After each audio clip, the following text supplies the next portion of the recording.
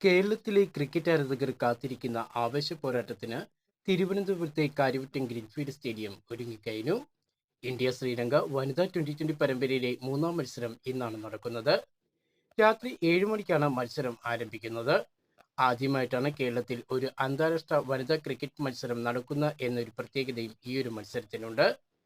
5 മത്സരങ്ങൾ അടങ്ങുന്ന പരമ്പരയിൽ കളിച്ച 2 മത്സരങ്ങളിലും വിജയിച്ചു നിൽക്കുന്ന ഇന്ത്യ ഇന്നത്തെ മത്സരം വിജയിച്ചു കഴിഞ്ഞാൽ പരമ്പര സ്വന്തമാക്കാൻ കഴിയും. എന്നാൽ ശ്രീലങ്കയെ സംബന്ധിച്ച് കഴിഞ്ഞ 2 മത്സരങ്ങളിൽ പരാജയപ്പെട്ടു നിൽക്കുന്ന അവർക്ക് ഇന്നത്തെ മത്സരം ജീവമരണ പോരാട്ടമാണ്. ഇന്നത്തെ മത്സരം ഉൾപ്പെടെ ആകെ 3 മത്സരങ്ങൾ കളിക്കാൻ അവശേഷിക്കുമ്പോൾ പരമ്പര നഷ്ടപ്പെടാതിരിക്കാനും പ്രതീക്ഷ നിലനിർത്താനും ലങ്കയ്ക്ക് ഇന്നത്തെ മത്സരം വിജയിച്ച് വിജയ വഴിയിൽ എത്തേണ്ടതായിട്ടുണ്ട്. അതിനാൽ ആവേശം നിറഞ്ഞ മത്സരം തന്നെയാണ് കേരളത്തിലെ ക്രിക്കറ്റ് ആരാധകരെ കാത്തിരിക്കുന്നത്. വനിതാ 2020 ലോകകപ്പിന് മുമ്പിട്ടുള്ള ഒരുക്കമായിട്ടാണ് പരമ്പരയെ കാണുന്നതെന്ന് ഇന്ത്യൻ വനിതാ ക്രിക്കറ്റിന്റെ പരിശീലകൻ അമൽ മജുംദാർ വ്യക്തമാക്കി. ഇന്നത്തെ മത്സരത്തിൽ പരമ്പരയിൽ തിരിച്ചു വരാനുള്ള വിശ്വാസം പ്രകടിപ്പിച്ചു ശ്രീലങ്ക ക്യാപ്റ്റൻ ചമാരി അട്ടപ്പെട്ടു.